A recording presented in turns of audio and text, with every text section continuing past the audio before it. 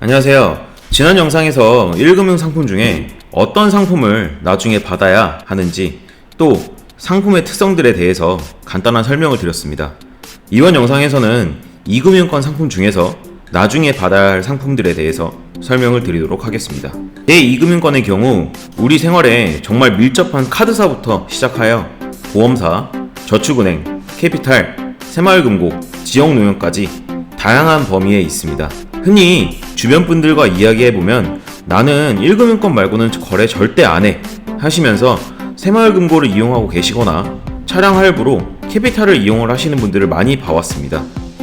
1금융권을 안 쓰고 2금융권을 쓴다고 이상한 시선과 잘못된 판단을 하는 색안경을 끼지 않으셨으면 합니다.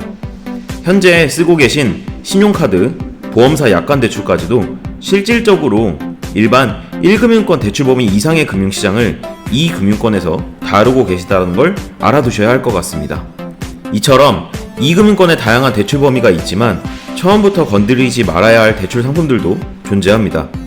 지난 영상에서도 말씀드린 정부지원 대출 상품인 햇살론 대출, 신용카드 대출 중에 단기 카드론 상품입니다.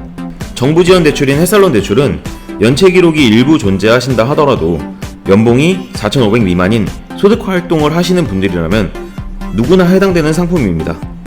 일반 신용등급뿐 아니라 이 햇살론 대출은 보증사 자체 내부 등급에 따라 한도가 산출되기 때문인데요.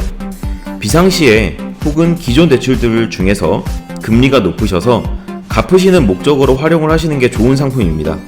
하지만 단순하게 이 금융권 중에 금리가 저렴하다고 생각들어 먼저 햇살론 대출을 실행하시게 되면 추가 대출을 알아보시거나 진행을 할 때 햇살론 대출 발생으로 인한 등급 감소로 인하여 과거 시점보다 금리적인 부분이라든지 한도적인 부분이 크게 차이가 날 수 있으며 심지어 대출 심사 결과가 부결로 나올 수도 있습니다.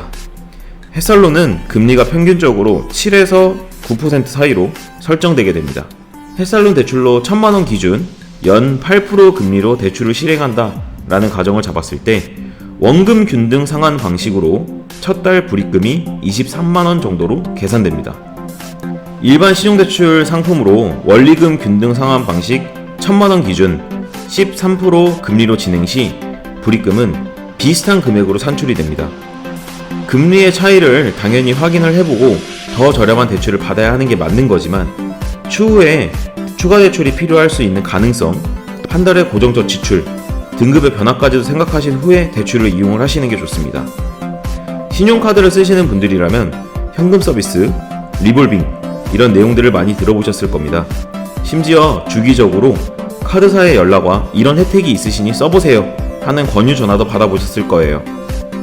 이렇게 쉽게 받을 수 있는 현금 서비스, 또 일정 이자를 지불하고 이걸 결제로 넘기는 리볼빙 서비스는 일부 카드값이 과다하게 나왔을 때 연체 우려를 막기 위해서 쓰는 방법으로는 좋긴 하지만 반대로 이 이력들이 잦은 이력들로 쌓였을 때는 등급 하락뿐 아니라 소비 패턴이 안 좋다는 이유로 금융사 심사 조건에 적합하지 않다는 사유가 나올 때도 있습니다.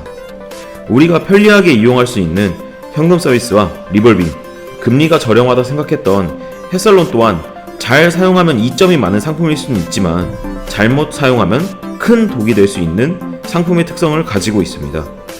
대출을 알아보고 실행할 때는 항상 그 상품을 이용 시에 그 이후까지도 바라보는 시선을 가지셔야 합니다. 아무래도 이런 부분은 전문가와 상담을 받아보시고 정보를 숙지 이후에 진행하시는 것이 가장 적절할 수 있을 것 같습니다.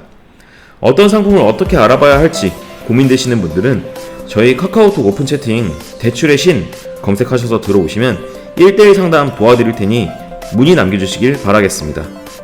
구독과 좋아요, 알림 설정까지 해주시면 매번 업데이트되는 영상 보실 수 있으니 많이 눌러주시고요. 간단한 상담은 댓글로도 가능하시니 궁금하신 사항 남겨주시면 감사하겠습니다. 감사합니다.